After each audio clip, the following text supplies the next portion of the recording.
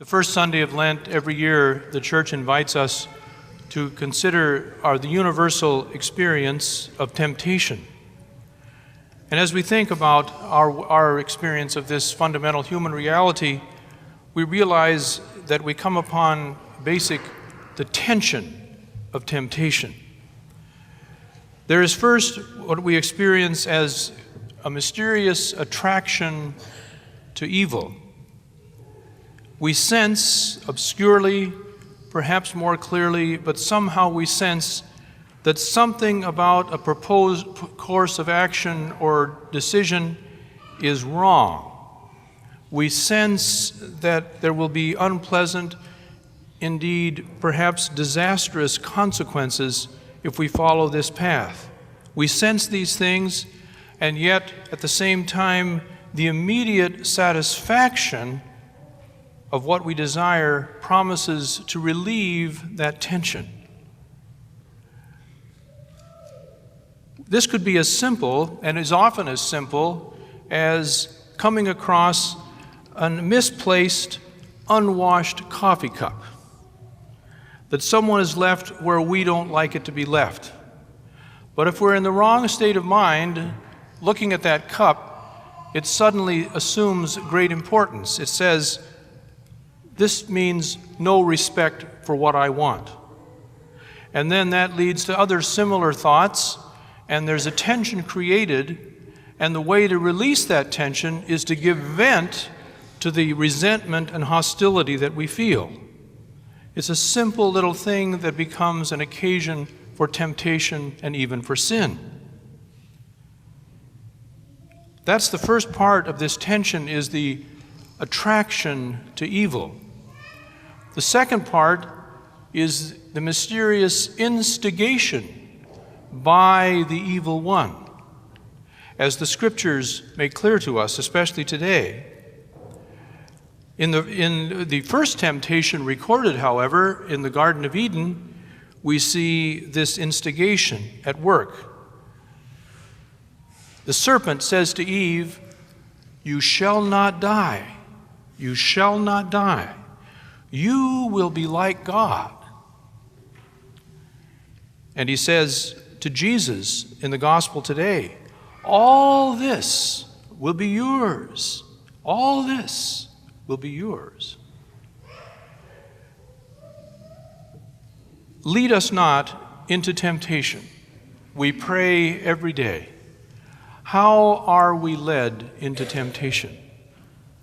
If we consider the evidence of the Scriptures, both the Old and the New Testament, it seems there is a certain pattern in Satan's deviousness.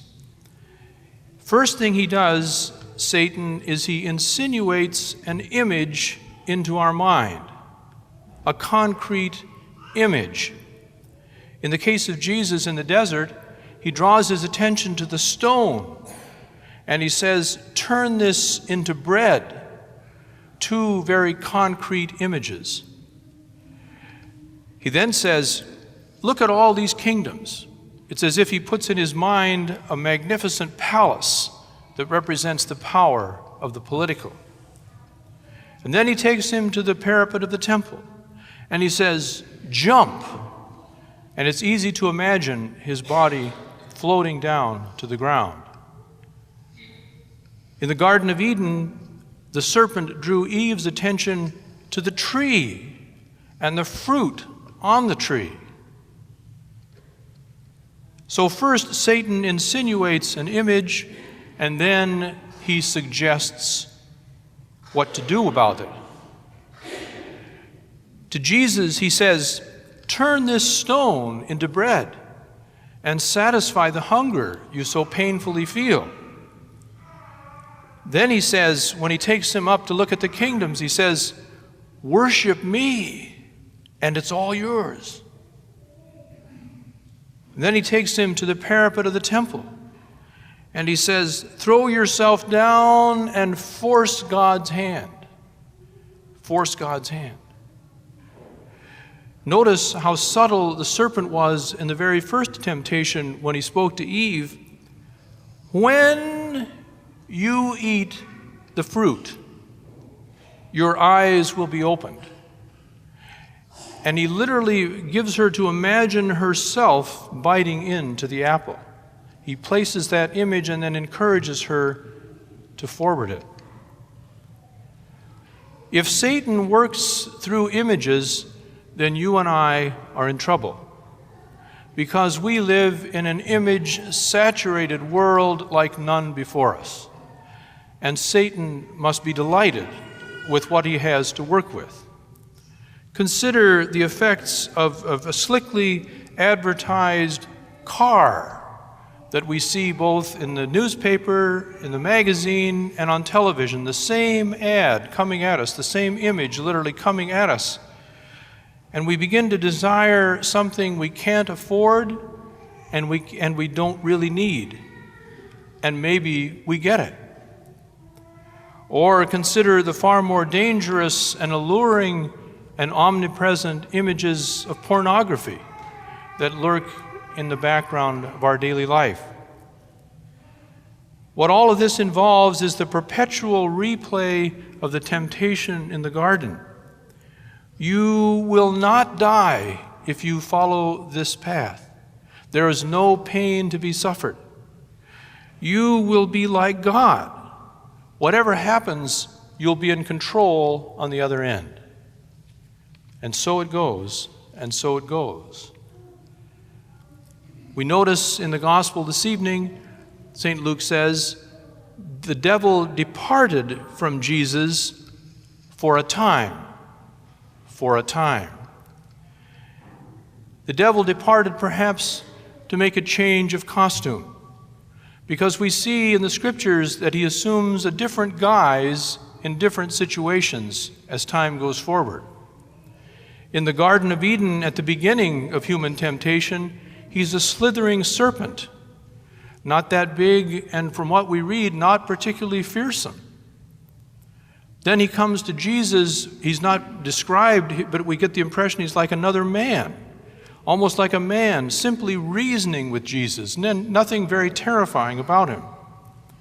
But in the final book of the Bible, in the book of Revelation, Satan comes forth as he really is, as the dragon, who St. Peter says is seeking someone to devour. And there we see him that this is the enemy, that he wishes to destroy us, this one who will tempt us so insidiously.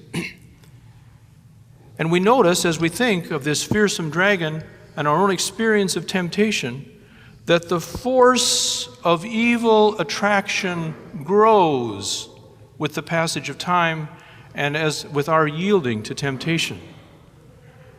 The first time we're tempted and fall, we might yield with only maybe 70% of our will and be half divided, part of us wanting to resist.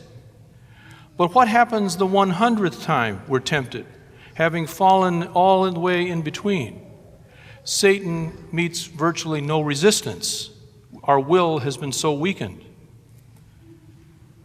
Satan, we could say, spins a web of temptation and ensnares us, which reminds me of an experience I had when I made my retreat before my ordination to the priesthood at the convent of Lecceto in Italy.